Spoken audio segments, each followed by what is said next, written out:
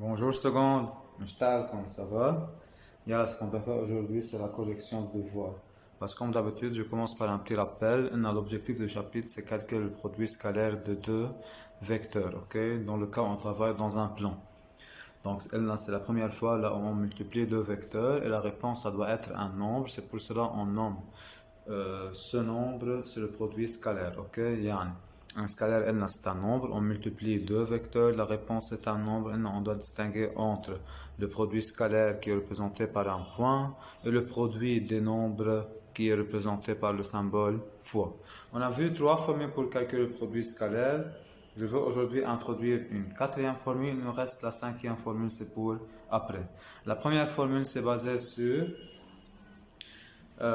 l'angle géométrique formé par les vecteurs. Dans le cas où on connaît les modules de deux vecteurs et de l'angle compris, ou bien de l'angle formé par les deux vecteurs, on trouve que U scalaire V, c'est module de U fois module de V fois cosinus alpha. Je vous rappelle, pour déterminer l'angle formé par les vecteurs, il faut tracer les deux vecteurs d'une même origine. La deuxième formule s'applique dans un triangle connaissant les mesures de ses trois côtés. Dans le cas où on a un produit scalaire de deux vecteurs de même origine, là, obligatoirement, les vecteurs doivent être de même origine. Là, les vecteurs, c'est pas nécessaire que les vecteurs soient de même origine, mais pour trouver l'angle, il faut les tracer de même origine. Ok, dans ce cas, on trouve un demi-facteur AB au carré plus AC au carré moins BC au carré. On a fait la démonstration la dernière fois qui était basée sur les propriétés. Donc, la troisième formule, quand même, c'est un produit scalaire de deux vecteurs de même origine. Dans le cas où on ne connaît pas l'angle, donc on peut projeter orthogonalement un vecteur sur l'autre. C'est pour cela qu'on trouve soit AB scalaire AH ou bien AP scalaire AC. Dans ce cas, on trouve AB scalaire AH avec H et le projecteur orthogonal de C sur le vecteur AB, ou bien AP scalaire AC avec P et le projecteur orthogonal de B sur le vecteur AC. Et n'oubliez pas les cas particuliers, si les vecteurs sont orthogonaux, le produit scalaire, ça doit être nul. Si les vecteurs sont collinéaires, dans ce cas, alpha, ça doit être ou bien 0 degré ou bien 180 degrés. Donc vous trouvez ou bien module fois 1 ou bien module fois moins 1. Donc, alors on passe aux propriétés. On a vu que le produit scalaire est commutatif, c'est-à-dire si vous calculez U scalaire V, vous trouvez la même réponse que V scalaire U. Et on a vu qu'on peut distribuer le produit scalaire par rapport à la somme. Donc, U scalaire, la réponse V plus W, c'est U scalaire V plus U scalaire W. Et on a vu que lorsqu'on doit faire un calcul de alpha U, le tout scalaire de bêta V, avec alpha et bêta, ce sont des réels, on multiplie les réels entre eux et on multiplie les vecteurs entre eux. Ça qui donne dans ce cas U scalaire V, lorsqu'on multiplie le vecteur. Donc c'est alpha fois bêta fois la réponse de U scalaire V. S'il vous plaît, on doit bien distinguer entre le symbole fois et le symbole point. Ok, entre le produit scalaire et la multiplication qu'on la connaît des réels. Alors, les identités remarquables, U plus V le tout au carré, on a vu que c'est U au carré plus V au carré plus 2U scalaire V, mais n'oubliez pas que signifie U au carré, c'est le module de vecteur U, le tout au carré, ok? Et dans ce cas, quand même, U plus V le tout au carré, c'est le module du vecteur U plus V le tout au carré, et c'est pareil pour les deux autres identités remarquables. Je vous rappelle qu'on a profité de cette identité remarquable pour démontrer la formule qui est basée dans un triangle, parce que vous n'êtes pas responsable de la démonstration. Alors, je passe à corriger le devoir. Donc, le premier exercice, c'est simple. Donc, on a pardonné, ABC est un triangle, AH est la hauteur issue de A dans ce triangle. La première question montrait que AC scalaire AH égale à AH au carré.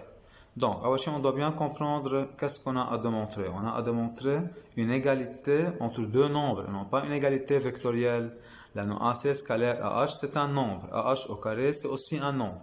Donc, comment on démontre une égalité? Soit je calcule chaque membre à part, ou bien je calcule le premier membre pour avoir le deuxième membre. Donc, dans tous les cas, on est obligé de calculer AC scalaire AH. Donc, soit je calcule AC scalaire AH, puis je calcule AH au carré et je dois avoir la même réponse, ou bien je dois faire un calcul de plusieurs étapes pour avoir à la fin AH au carré. Donc, je crois que cette méthode, c'est la plus simple là. Pourquoi? Là, si je compare ces deux, qu'est-ce que je remarque? Que AC scalaire AH, et là AH carré, je vous rappelle, AH carré, c'est AH scalaire AH. Là, on a déjà vu cette remarque. يعني أنا je dois conserver le vecteur AH dans cette écriture et je dois éliminer le vecteur AC et faire apparaître une deuxième fois le vecteur AH. Donc, quel est mon objectif alors? Objectif, c'est éliminer le vecteur AC et faire apparaître un deuxième vecteur AH et faire apparaître le vecteur AH une deuxième fois. Donc, je veux conserver le vecteur AH, je veux décomposer le vecteur AC et faire apparaître AH. Voilà la figure. Comment je peux passer de A jusqu'à C? Donc, soit de A jusqu'à B, soit de B jusqu'à C, ou bien je suis ce chemin AH, HC. Donc, quel chemin c'est le plus simple à suivre là? Acquis c'est AH, HC pour faire apparaître le vecteur AH. Dans ce cas, on écrit c'est AH plus HC d'après Charles. Voilà, qu'est-ce qu'on peut faire alors d'après les propriétés pour calculer ce produit scalaire? Ou bien les priorités de calcul, on revient à l'expression initiale, ou bien on distribue le produit scalaire par rapport à la somme et on trouve alors AH scalaire AH, c'est-à-dire c'est le vecteur AH au carré, plus HC scalaire AH. Or, AH, le vecteur AH au carré n'est autre que le module de vecteur AH, le tout au carré. Et HC scalaire AH, regardez, voilà le vecteur HC, voilà le vecteur AH. Comment sont ces deux vecteurs? Ils sont orthogonaux. Donc, le produit scalaire, c'est égal à 0. Donc, la réponse, c'est AH au carré, ce qu'il faut démontrer. Ok? Alors, il y a une autre méthode qui est plus simple. Parce la consigne, c'est montrer, ce n'est pas vérifier. Donc, on ne peut pas l'utiliser, je veux l'expliquer. Là, on a AC scalaire AH, c'est un produit scalaire de deux vecteurs de même origine. Lorsqu'on a un produit scalaire de deux vecteurs de même origine, on peut projeter un vecteur sur l'autre. Si je projette le vecteur AC sur le vecteur AH, qu'est-ce que je dois avoir? Le point H là. Dans ce cas, on trouve AH scalaire AH, c'est AH au carré. Ok? Parce qu'en fait, j'ai utilisé la formule, or la consigne c'est montré, donc c'est ça la démonstration de cette égalité. Alors, on passe à démontrer que AB scalaire AH égale à AC scalaire AH. Même principe, c'est une égalité de deux nombres. Donc, soit je calcule le premier nombre pour avoir le deuxième, soit je calcule chaque membre à part et on doit avoir la même réponse. Donc, je commence par calculer alors AB scalaire AH. Je dois faire un calcul de plusieurs étapes pour avoir à la fin AC scalaire AH. Donc, qu'est-ce que je dois faire? Je dois conserver le vecteur AH et je dois éliminer le vecteur AB et faire apparaître le vecteur AC. Donc, comment j'écris ou bien comment je décompose le vecteur AB? C'est AC plus CB. Donc, ça nous donne alors AC plus CB, le tout scalaire AH. Alors, si j'applique les priorités de calcul, je reviens à l'expression initiale. Sinon, on distribue le produit scalaire par rapport à la somme et on doit avoir AC scalaire AH plus CB scalaire AH. Regardez, on a commencé à faire apparaître AC scalaire AH. Logiquement, ce nombre, c'est égal à combien? À 0. On vérifie, regardez, voilà le vecteur CB, voilà le vecteur AH. Comment sont ces deux vecteurs? Ils sont orthogonaux, donc on doit avoir alors AC scalaire AH plus 0, donc c'est égal à AC scalaire AH, ce qu'il faut démontrer. Donc là, c'était un exercice simple. Je passe à corriger l'exercice 18, qui est aussi un exercice simple, c'est une application sur les propriétés. Donc, on a deux vecteurs U et V, dont le module de vecteur U c'est 8, le module de vecteur V c'est 5, et l'angle géométrique formé par ces deux vecteurs c'est égal à pi sur 3, acquis de l'unité c'est le radian. Il nous demande de calculer U scalaire V, c'est un calcul simple. Quelle formule je dois utiliser? Acquis de celle qui est basée sur les modules et sur l'angle. Donc, c'est égal au module de vecteur U fois le module du vecteur V fois cosinus alpha, ça doit être alors 8 fois 5 fois cosinus pi sur 3 radian qui est égal alors à 1 demi. Donc 8 fois 5 fois 1 demi, on simplifie, Donc c'est 4 fois 5, alors ça nous donne 20. Et je vous rappelle, le produit scalaire n'a pas une unité, c'est un nombre, ok? Alors, dans la suite, c'est quoi l'avantage de ce nombre? Si je connais ce nombre, je peux déterminer l'angle géométrique formé par les vecteurs. Alors, il nous demande de calculer 2u scalaire, le vecteur est moins v. Donc là, on doit appliquer quelle formule? Là, on a alpha v scalaire bêta u. Donc, qu'est-ce qu'on fait alors? On multiplie les réels entre e fois le produit scalaire u scalaire v, ou bien v scalaire u, c'est la même chose car le produit scalaire n c'est commutatif. Donc 2 fois moins 1 c'est moins 2, et u scalaire v c'est déjà calculé, c'est 20. Donc la réponse est égale à moins 40. Alors on passe à calculer 2u scalaire le vecteur u moins v. Donc quand même c'est pareil. Soit j'applique les priorités de calcul, ou bien je dois distribuer le produit scalaire. Aquí, on ne peut pas connaître le vecteur u moins v, on n'a pas une figure pour réduire. C'est pour cela on distribue le produit scalaire par rapport à la somme. Ça doit être alors 2u scalaire u moins 2u scalaire v. Or, u scalaire u, donc on fait texte, c'est 2u scalaire u, et là ça doit être 2u scalaire v. Ok? Or, là, on a la formule alpha u scalaire quelque chose, donc on multiplie les réels entre eux 2 fois u scalaire u n'est autre que le module du vecteur u au carré moins 2 fois u scalaire v qui est déjà calculé. Donc, c'est 2 fois 8 au carré moins 2 fois u scalaire v, c'est déjà calculé, c'est égal à 20. Donc, ça nous donne alors 2 fois 64, c'est égal à 128, moins 40. La réponse, c'est alors 88. Et je vous rappelle, la réponse, c'est 100 unités. Alors, j'ai donné un calcul supplémentaire, c'est calculer 2u moins 3v, le tout au carré. Donc, la réponse, ça doit être un nombre, ok? Donc, à chaque fois que je calcule le carré d'un vecteur, la réponse est un nombre qui représente le module de ce vecteur, le tout au carré. Comment je dois faire le calcul? Ou bien priorité de calcul, ou bien la formule. Donc, aquí, je ne peux pas réduire 2u moins 3v, on n'a pas une figure. Donc, c'est pour cela, on doit appliquer alors l'identité remarquable. Donc, qu'est-ce qu'on doit avoir alors? Donc, c'est 2u, le tout au carré, plus 3v, le tout au carré, moins 2u scalaire 3v. Donc, j'ai appliqué la formule. Vecteur u moins vecteur v, le tout au carré. C'est le module de vecteur u au carré plus le module de vecteur u au carré moins 2u scalaire v. Ok? Donc, c'est l'identité remarquable. Or, qu'est-ce que ça veut dire 2u le tout au carré? C'est le module du vecteur 2u, le tout au carré. Donc, ça doit être 4 fois le module de vecteur u au carré. Là, ça doit être 9 fois le module du vecteur v au carré. Ce qu'on a vu, comment on multiplie alpha u scalaire bêta v. On multiplie les réels entre eux, 2 fois 2 fois 3, ça me donne 12. Et je multiplie par u scalaire v. On a déjà le module de vecteur u, on fait le calcul, 4 fois 8 au carré. Et on a déjà le module de vecteur v. Et on a déjà calculé u scalaire v, c'est égal à 20, et on fait le calcul. Ok? Alors, je passe à calculer, bien à corriger l'exercice 25.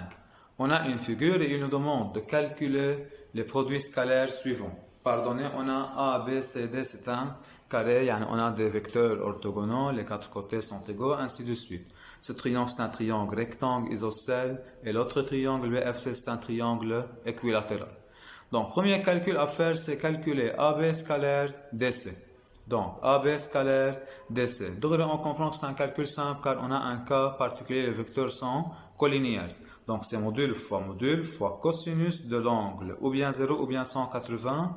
Or, AB et DC sont collinéaires, c'est-à-dire module fois cosinus 0. Ok? Donc, c'est 4 fois 4 fois 1, c'est 16. C'est la première méthode. La deuxième méthode, regardez. Au lieu d'écrire le vecteur DC, qu'est-ce que je peux écrire? C'est le vecteur AB. De cette façon, qu'est-ce qu'on peut avoir? C'est AB scalaire AB. Or, AB scalaire AB n'est autre que le module du vecteur AB, le tout au carré, c'est-à-dire AB au carré, ça nous donne 16. Dans tous les cas, on doit avoir 16. Alors, je passe à calculer DB scalaire AC. Donc, c'est le vecteur DB, scalaire le vecteur AC. Quand même, qu'est-ce qu'on remarque? On a un cas particulier, car les diagonales d'un carré sont orthogonaux. Donc, les vecteurs DB et AC sont orthogonaux. Donc, on n'a pas besoin de faire apparaître une même origine. Comme on a un cas particulier, donc le produit scalaire c'est égal à 0, vous écrivez car les vecteurs DB et AC sont orthogonaux, tout simplement. Alors, on passe à calculer DA scalaire DB. Donc, DA scalaire DB. Voilà le vecteur DA, voilà le vecteur DB.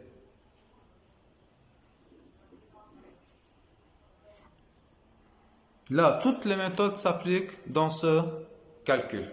Donc, DA scalaire DB. Le module de vecteur DA, c'est connu, c'est 4. Le module de vecteur DB, on peut le calculer, diagonale d'un carré. Et l'angle formé par les vecteurs, c'est connu car on a un triangle rectangle isocèle. Donc là, on a un angle de 45. Donc la première méthode qui est basée sur le module fois cosinus de l'angle, c'est applicable. Ok? Parce que pour appliquer cette méthode, on doit calculer le module de vecteur DB qui est un calcul simple. La deuxième méthode s'applique dans un triangle. On peut trouver comme on a un produit scalaire de même origine, on peut appliquer alors la technique du triangle. On peut calculer l'angle du vecteur, le module du vecteur DB. Et dans ce cas, on aura un triangle connaissant les mesures de ces trois côtés. La troisième méthode, comme on a un produit scalaire de deux vecteurs de même origine, on peut projeter un vecteur sur l'autre. Si je projette orthogonalement le vecteur DB sur le vecteur DA, donc le point B sera confondu avec A. Ou bien A, c'est le projecteur orthogonal de B sur DA. Et de cette façon, qu'est-ce qu'on trouve alors? C'est DA scalaire DA. Pourquoi alors? Avec A est le projeté orthogonal de B sur le vecteur DA ou bien sur la droite DA. Et DA scalaire DA n'est autre que DA au carré, c'est-à-dire le module du vecteur DA au carré, c'est égal à 16 aussi. Alors, on passe à calculer AD scalaire BF. Donc, AD scalaire BF. Donc, on a un produit scalaire de deux vecteurs qui n'ont pas la même origine. Ok? Donc, à qui je ne peux pas appliquer la méthode qui est basée dans un triangle. Je ne peux pas appliquer la méthode du projecteur orthogonal. Ok? Donc, qu'est-ce qu'on doit faire? On peut appliquer la technique module fois le cosinus de l'angle. Parce que pour déterminer l'angle formé par les vecteurs AD et BF, je dois tracer les vecteurs AD et BF d'une même origine. Ou bien, pour faciliter le calcul, au lieu d'écrire le vecteur AD, je peux remplacer le vecteur AD par le vecteur BC. Et de cette façon, j'apparais simplement la même origine B. Donc, c'est mieux alors de remplacer le vecteur AD par le vecteur BC. Donc, c'est BC scalaire BF. On a alors un produit scalaire de deux vecteurs de même origine. Donc, les trois méthodes sont applicables. Comme on connaît les modules et l'angle compris, n'oubliez pas, on travaille dans un triangle équilatéral. On peut faire module fois cosinus de l'angle. Ou bien, on travaille dans un triangle connaissant les mesures de ces trois côtés. Comme je peux projeter orthogonalement F sur BC et je trouve le point par exemple H qui doit être aussi le milieu du segment BC. Donc les trois méthodes sont applicables. En à qui je préfère module fois cosinus de l'angle. Je fais un calcul rapide. Donc c'est 4 fois 4 fois cosinus de l'angle 60 degrés qui est égal à 1/2. Donc la réponse ça doit être 8. Alors on passe à calculer EA scalaire AC. Donc, EA scalaire le vecteur AC. Donc, regardez, c'est le vecteur EA, c'est le vecteur AC.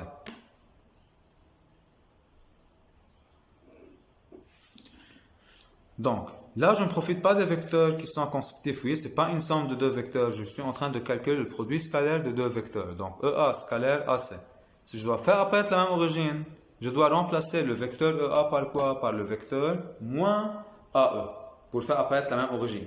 Parce avant, on doit tester si on a un cas particulier ou non. Donc, voilà le vecteur EA, voilà le vecteur AC.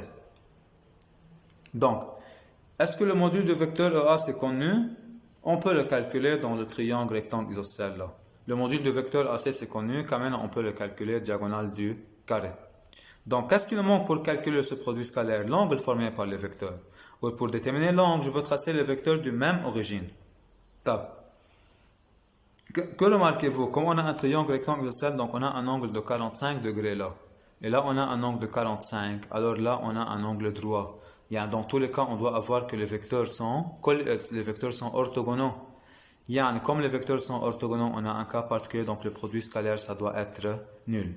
Donc tout simplement, on peut écrire c'est égal à 0, car les vecteurs sont orthogonaux. Ok?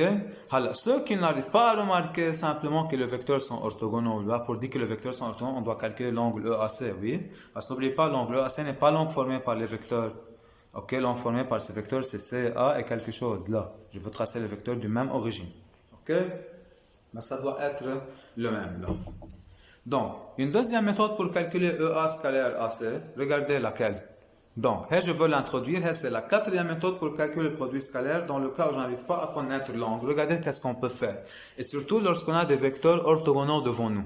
Ok? Là, on a plusieurs vecteurs orthogonaux devant nous, c'est pour cela qu'on doit profiter de ces vecteurs. Donc, voilà le vecteur EA. Comment je peux écrire le vecteur EA? Je peux le décomposer. Je peux écrire EC plus CA. Parce que je ne profite pas. Pour profiter de la décomposition d'un vecteur, c'est mieux de faire apparaître des vecteurs qui sont des vecteurs orthogonaux. Ok? Donc, pour le vecteur EA, comment je peux l'écrire? C'est ED plus DA. Donc, je vais remplacer le vecteur EA par ED plus DA vecteur. Le tout scalaire. Le vecteur AC, comment on peut l'écrire? C'est AD plus DC.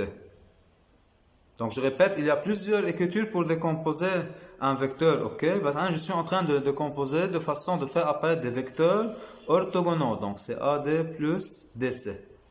Alors, si j'applique les priorités de calcul, je reviens à la première expression, EA scalaire AC. Donc c'est pour cela qu'est-ce qu'on doit faire? On distribue le produit scalaire. Donc c'est ED scalaire AD plus ED scalaire DC plus DA scalaire AD plus DA scalaire DC. Donc, voilà, on doit avoir acquis des cas particuliers. Que signifie un cas particulier dans un produit scalaire? Soit on doit avoir des vecteurs collinéaires, soit on doit avoir des vecteurs orthogonaux. Donc, ED scalaire AD, regardez. ED scalaire AD, ce sont des vecteurs orthogonaux, le produit scalaire c'est égal à 0. ED scalaire DC,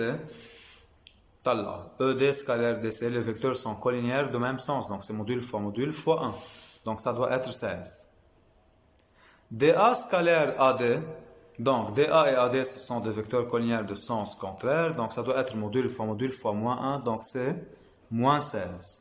DA scalaire DC, les vecteurs sont orthogonaux, donc on doit avoir 0. On fait la somme, on doit avoir 0, comme on a prévu. Ok? Alors, regardez qu'est-ce qu'ils peuvent nous demander. Calculer le produit scalaire en décomposant, en déduire alors que le vecteur EA et AC sont orthogonaux. Donc, comme le produit scalaire c'est nul, ok? Ni le vecteur EA c'est le vecteur nul, ni le vecteur AC c'est le vecteur nul. Donc, qu'est-ce qu'il nous reste alors? Que les vecteurs sont orthogonaux. Dans quel cas on a un produit scalaire nul? On a 3 cas qui nous donnent un produit scalaire de 2 vecteurs qui est nul. Le premier cas, si l'un des deux, ou bien si le premier vecteur c'est le vecteur nul. Le deuxième cas, si le deuxième vecteur est le vecteur nul. Et le troisième cas, si l'angle formé par les vecteurs c'est égal à 90 degrés, c'est-à-dire si les vecteurs sont orthogonaux. Vous pouvez faire ce calcul supplémentaire devant vous, EB scalaire AD. Regardez, on doit calculer EB scalaire AD. Donc, comment on doit faire ce calcul? C'est un calcul qui est très compliqué. Donc, les vecteurs n'ont pas la même origine. Ok? Je ne peux pas trouver l'angle formé par les vecteurs. Je ne peux pas connaître le module du vecteur EB. Donc, qu'est-ce qu'on fait alors? On décompose le vecteur EB. Comment je peux le décomposer? Sous forme d'une somme de vecteurs qui sont tels comme des vecteurs orthogonaux, ou bien au moins les vecteurs ne doivent pas être obliques. Ok? Donc, c'est pour cela qu'est-ce qu'on dit alors? Le vecteur EB n'est autre que EC plus CB. Voilà, on calcule le produit scalaire en distribuant le produit scalaire. Ok? Vous pouvez faire ce calcul devant vous. C'est EB scalaire AD. C'est quoi le truc alors? C'est décomposer. Qu'est-ce que je décompose? Le vecteur EB car il est oblique. Comment on le décompose? C'est E, C vecteur plus CB vecteur, le tout scalaire AD. Voilà, vous distribuez le produit scalaire et vous trouvez simplement la réponse. Ok? Pour appliquer cette méthode, c'est impensable d'avoir une même origine. Donc, c'était la quatrième méthode pour calculer le produit scalaire. Ok? Alors, je termine la séance par deux nouvelles notions. Donc, de la classe de quatrième, vous connaissez le théorème de Pythagore. Donc, je vous rappelle le théorème de Pythagore qui s'applique seulement dans un triangle rectangle. Qu'est-ce qu'il a proposé Pythagore? Dans un triangle rectangle, on a l'égalité suivante.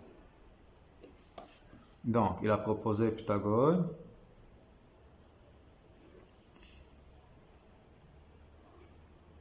Alors, supposons on a un triangle rectangle.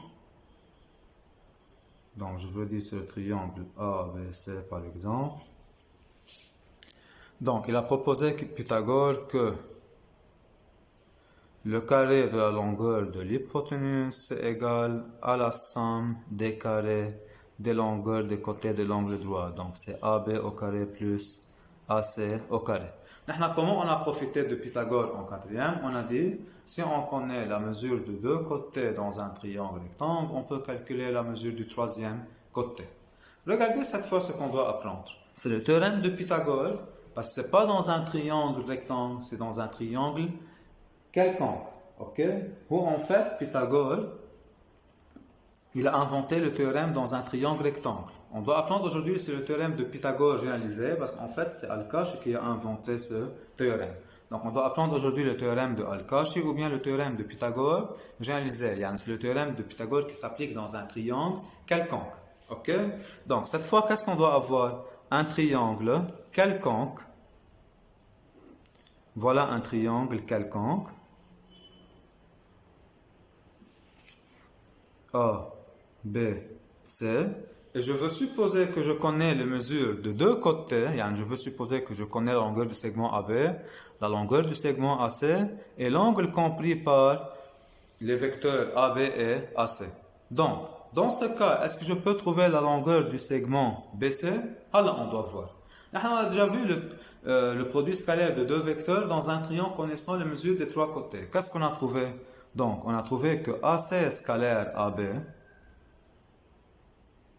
dans un triangle, oui, AC scalaire AB, on a vu que c'est un demi-facteur AC au carré plus AB au carré moins BC au carré. Ce que je dois faire, je dois isoler BC au carré, ok, au premier membre. Donc, qu'est-ce qu'on doit avoir alors? Que 2 AC scalaire AB, ça doit être égal à AC au carré plus AB au carré moins BC au carré. On isole BC au carré au premier membre. Donc, BC au carré, ça doit être égal à AC au carré plus AB au carré moins 2 AC scalaire AB. Donc, on a déjà dit que l'angle formé par les vecteurs AB et AC, c'est connu. Comment je peux calculer AC scalaire AB? C'est par la formule module fois module fois cosinus de l'angle compris par les vecteurs AC et AB, c'est l'angle BAC. Donc, de cette façon, on a trouvé une formule. Cette formule, c'est le théorème soit de Pythagore généralisé, soit le théorème de Al-Kashi. Alors, on doit comprendre l'avantage de cette formule. Ok? Donc, voilà un triangle. Elle n'a connaissant les mesures de deux de ses côtés et de l'angle compris. Supposons je vous donne là 4 cm, là 5 cm, et là je vous donne par exemple un angle de 45 degrés, supposons. Ok? Alors, qu'est-ce que je peux vous demander? Calculer la mesure ou bien la longueur du segment BC. À quoi vous pensez alors? au théorème de Pythagore généralisé ou bien au théorème de Al-Kashi. Si en fait c'est la formule. Donc, c'est quoi cette formule? BC au carré n'est autre que AC au carré plus AB au carré moins 2AC scalaire AB. En fait, c'est pas nécessaire de retenir cette formule. Vous connaissez déjà le produit scalaire dans un triangle connaissant les mesures de ces trois côtés. Vous isolez tout simplement BC au carré. Ok, vous trouvez que BC au carré égale à AC au carré plus AB au carré moins 2AC scalaire AB qui est AC fois AB fois cosinus de l'angle formé par ces vecteurs. Donc, si dans un triangle, je connais les mesures de deux côtés et de l'angle compris, je peux trouver alors la mesure du troisième côté, si en fait c'est le côté qui est opposé à l'angle connu. Ok? Donc, en appliquant cette formule. Donc, application là, vous dites, dans le triangle ABC, on a, d'après Al-Kash, ou bien d'après le théorème de Pythagore généralisé, vous écrivez cette formule et vous faites le calcul. Donc, AC au carré, c'est 25, AB au carré, c'est égal à 16, moins 2 fois AC, c'est égal à 5, fois AB, c'est 4, fois cosinus 45 degrés qui est racine carrée de 2 sur 2. Vous calculez et vous trouvez la réponse de BC au carré. Donc, de cette façon, qu'est-ce que vous avez trouvé BC au carré? L'objectif, c'est de trouver BC. Vous trouvez alors une équation du second degré qui doit posséder deux solutions à qui vous choisissez la valeur positive car une longueur n'est jamais négative. Donc, là, c'était le théorème de Pythagore généralisé. Je vous rappelle, c'est quoi l'avantage de ce théorème? Donc, si dans un triangle, je connais les mesures de deux côtés et de l'angle compris, je peux calculer alors la mesure du troisième côté. Alors, pourquoi on dit le théorème de Pythagore de la classe de 4e, c'était un cas particulier? C'est le même principe. Et en fait, BC au carré, c'est égal à AB au carré plus AC au carré moins 2AB scalaire AC. Or, comment sont les vecteurs AB et AC? Ils sont orthogonaux. Donc, le produit scalaire, c'est combien? 0. Et vous trouvez alors le théorème de Pythagore que vous le connaissez dans un triangle rectangle. Ok? Donc, c'est pour cela que c'était un cas particulier. En fait, c'est quoi la vraie formule? BC au carré, c'est égal à AC au carré plus AB au carré moins 2AC scalaire AB. C'est la bonne formule pour calculer alors la longueur du troisième côté dans un triangle. Cas particulier dans un triangle rectangle, on doit avoir alors l'hypoténuse au carré, c'est AB au carré plus AC au carré. Alors, on passe alors à terminer la séance par le théorème de la médiane. Ok? Maintenant, on connaît déjà le théorème de la médiane. Mais cette fois, regardez c'est quoi l'objectif. Donc, voilà un triangle.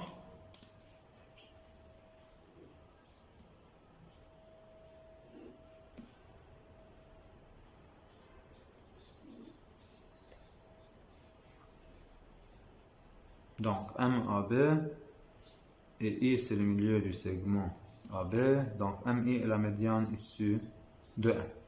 Maintenant, qu'est-ce qu'on connaît? Que MA plus MB, c'est égal à 2MI. Ce qu'on connaît, le vecteur MA plus le vecteur MB, c'est égal à 2 vecteurs MI. يعني بتتذكر قلت لكم si on a un objet qui se trouve en M, on exerce deux forces à cet objet en même temps. Dans ce cas, ça doit être quoi le déplacement donc de l'objet? Si la première force c'est pour le déplacer de M vers A, la deuxième force pour le déplacer de M vers B. Dans ce cas, le déplacement de l'objet, ça doit être suivant la diagonale, vous vous rappelez, du parallélogramme, ou bien ça doit être de le vecteur MI. Donc, ce qu'on doit apprendre aujourd'hui, si dans un triangle, je connais les mesures des trois côtés, est-ce que je peux calculer la longueur de la médiane? Cette fois, qu'est-ce que je vais vous donner par exemple? M1, supposons c'est égal à 4. MB, supposons c'est 6. Et AB, c'est égal à 8 cm. Supposons, je donne n'importe quoi. Ok? Alors, la question, est-ce que je peux trouver la longueur du segment MI? Oui. Donc, regardez alors c'est quoi la technique. Donc, l'objectif, c'est calculer alors, cette fois, c'est pas MA plus MB, c'est calculer MA carré plus MB au carré. Donc, on doit calculer alors MA carré plus MB au carré et on doit avoir une réponse. Alors, comment je calcule MA au carré? N'oubliez pas, MA au carré, ce n'est autre que le vecteur MA au carré. MB au carré n'est autre que le vecteur MB au carré. Comment je peux calculer, ou bien comment je peux écrire le vecteur MA? C'est MI plus IA. Ça doit être égal à MI plus IA, le tout au carré. Et là, c'est MI plus IB, le vecteur MI plus le vecteur IB, le tout au carré, et vous trouvez les identités et vous développez. À la fin, qu'est-ce que vous trouvez alors? C'est la formule à retenir que m1 au carré plus mb au carré, soit avec le vecteur, soit sans le vecteur, oui. m1 au carré, c'est le module de vecteur m1 au carré, donc c'est la longueur du segment, le tout au carré. Donc ça doit être égal à 2mi au carré plus ab au carré sur 2. Donc cette formule, c'est à mémoriser. Qu'est-ce qu'on nomme cette formule? C'est le théorème de la médiane dans un triangle. C'est quoi l'avantage de cette formule? Si dans un triangle, je connais les mesures des trois côtés, je peux calculer la longueur de n'importe quelle médiane. Alors, si je veux trouver la longueur de la médiane MI, on dit c'est la médiane issue de M. Donc, je dis alors M1 au carré plus MB au carré, c'est égal à 2MI au carré. Et c'est la médiane relative à AB, donc plus AB au carré sur 2. Supposons que je veux chercher la médiane issue de B. Donc, vous dites alors BA au carré plus BM au carré, c'est égal à B. 2BS au carré plus AM au carré sur 2. Donc, c'est le théorème de la médiane. L'avantage de ce théorème, si dans un triangle, je connais les mesures des trois côtés, je peux trouver la longueur de n'importe quelle médiane. Vous n'êtes pas responsable de la démonstration. Vous avez la démonstration dans votre livre, c'est à page 177. C'est déjà une indication de la démonstration, c'est le début de la démonstration, vous développez. Il suffit de retenir la formule. Donc, ce qu'on a vu aujourd'hui, deux nouvelles formules. Donc, c'est la formule ou bien le théorème de Pythagore généralisé ou bien le théorème de Al-Kashi. Et là, c'est le théorème de la médiane. Dans les deux formules, l'objectif, c'est calculer la longueur d'un côté. La première formule a comme avantage trouver la longueur d'un côté dans un triangle, connaissant les mesures de deux de ces côtés et de l'angle compris entre les deux côtés. Donc, la deuxième formule, c'est trouver la longueur d'une médiane dans un triangle, connaissant les mesures des trois côtés. Donc, c'est suffisant pour aujourd'hui. Merci. Seconde.